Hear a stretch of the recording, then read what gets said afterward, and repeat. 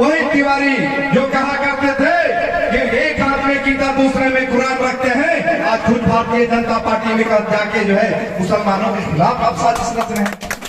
आज मुसलमानों का प्रभाव करने में तुले हुए हैं। यहाँ गंगा जमुनी तहजीब को आप मिटाना चाहते हैं, भाई भाई में लड़ाना चाहते हैं। इसका जवाब यहाँ की जनता मांगे, गरीब गुरबा दलित शोषित वंचित मांगे। भाइयों, आपने जो कल हमें एक करने का बात करते थे, कल एक मिलाने का जो है कसम खाया करते थे, आज तोड़ने का कैसे बात करते हैं?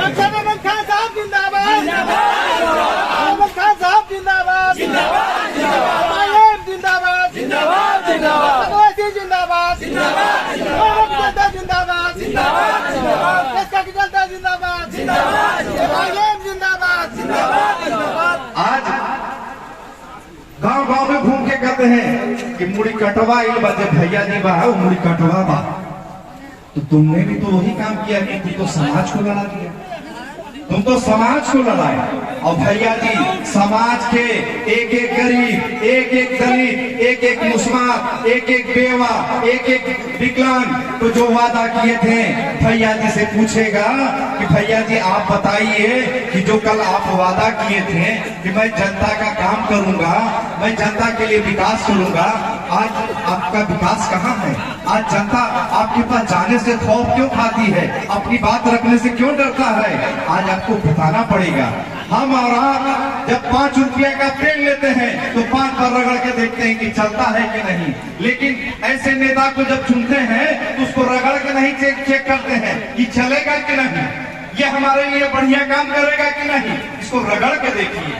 अगर हम रात के लिए व्यवस्था करने जाते हैं कि मच्छर नहीं काटे तो कोई खरीदते तो पूछते हैं कि 5 घंटा चली कि नहीं चली, 5 फिर पूछो कि कोई चली कि नहीं चली। तो आप नेता से भी तो पूछिए कि आप जो वादा कर रहे हैं उसको पूरा हो कि नहीं हो। यहाँ के मुख्यमंत्री हेमंत सोरेन ने कहा था कि नौजवानों को 5 लाख रोजगार देने का काम करेंगे, महिलाओं को 50% आरक्षण देने का काम करेंगे, यहाँ पर बेरोजगारी भत्ता देने का काम करेंगे। जो नौजवान पढ़ा लिखा शिक्षित है उनको रोजगार नहीं मिलेगा, मैं उनको बेरोजगार भत्ता देने का काम करूंगा। आज कहाँ है आपका बेरोजगारी भत्ता?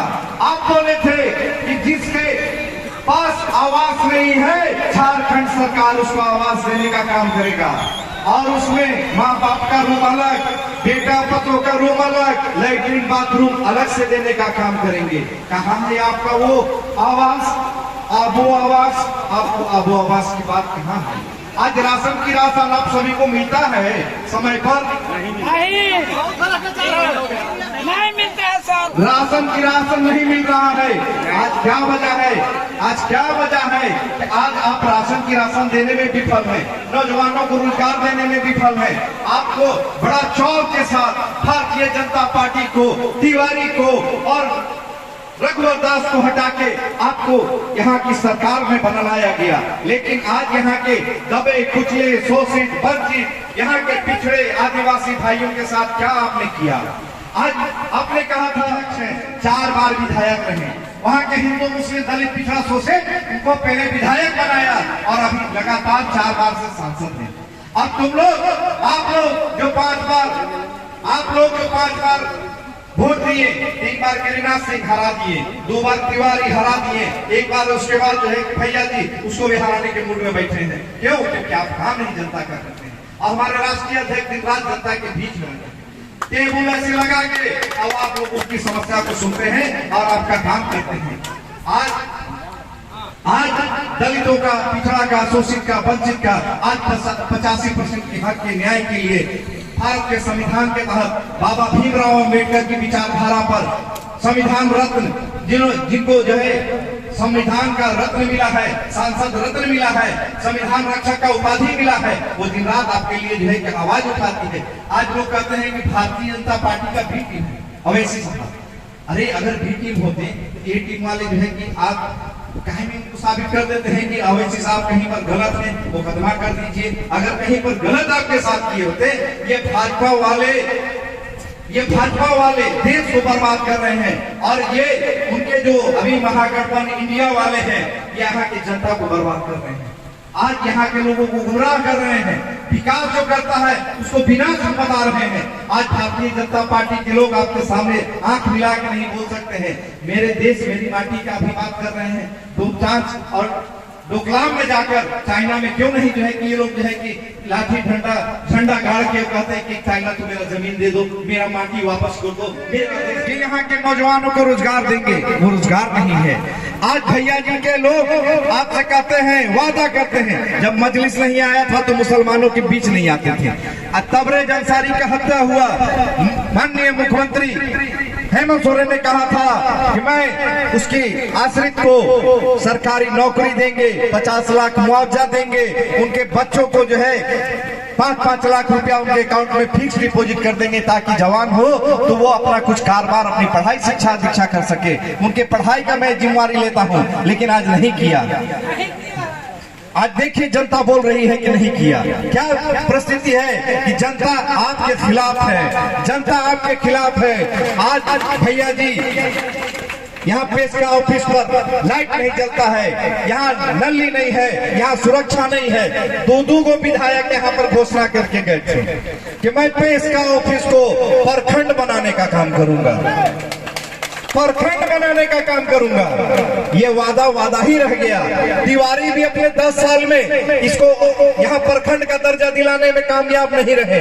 और उसके बाद दूसरा बीमारी भैया जी आए, मिथिलेश कुमार ठाकुर जो झारखंड प्रदेश के मिनिस्टर हैं, वो कहते हैं कि हम पेशका को, ओखरगड़ा को प्रखंड का दर्जा दिलाएंगे, लेकिन अभी तक कोई सुगबुगाहट नहीं है। कोई